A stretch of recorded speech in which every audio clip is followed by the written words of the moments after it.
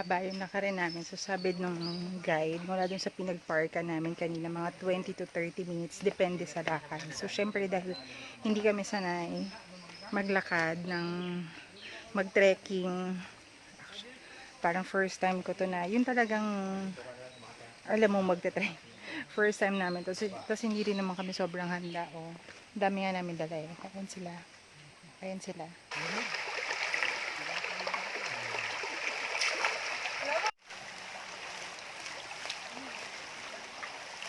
Doro. Ano yun? Yan na. Bakit? Ano nangyari sa'yo?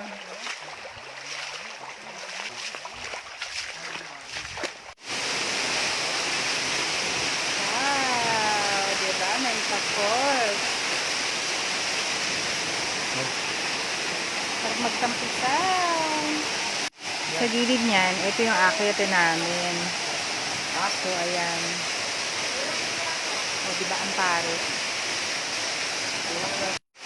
Ayan si Napaka. Baka ando dun si Fiona. Hindi nakita. Ayan, ito pa. Medyo pababa pa siya. Tapos, akyat na doon. Maraming tutubi. Tapos, maraming paro-paro. So, mukhang malapit na kami sa Singalong Nature Campsite Kiosk.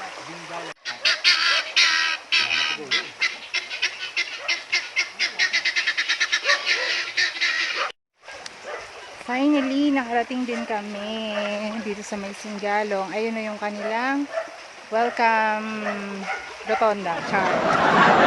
Basta yun. Grabe. Parang mga 40 to 50 minutes ata kami naglakad. Ang sabi, mga 20 minutes trek lang daw to. Pero mabagal kami maglakad. Dahil hindi naman kami sanay. Tapos mabato yung kalsada. Yung dinadaan. Kaya, ayan. We have a doggy.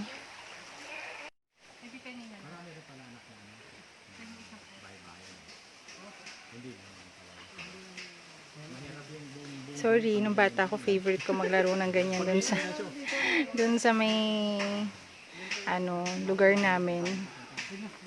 Nung hindi pa maraming tao, tsaka hindi pa maraming bahay, marami pang mga ganito dun. Mga ligaw na makahiya.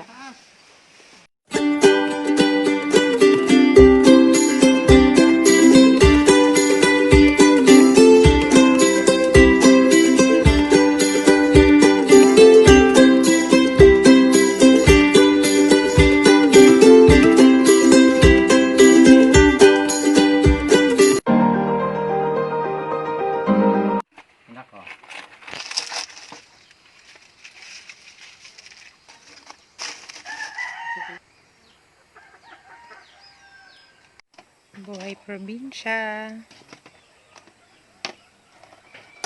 Ganda ng damit oh. So ito lang yung aming maliit na kubo. Kasya daw dito 5 to 6 person. Pero syempre medyo siksikan na. Higa, tulugan lang talaga siya. But meron namang parang ayan, may table dito sa labas. So we had an early dinner kasi pag medyo dumilim na, mahirap na mag-prepare ng food and kumain. Although meron naman kami dalang solar light. And meron din naman mga solar lights dito sa paligid. Pero syempre iba pa din yung liwanag. After dinner, naisipan namin ni Fiona na umakyat ng konti at i-explore yung paligid. Kasi sayang naman, tapos maliwanag pa naman, tapos hindi pa naman kami inaantok talaga at this point.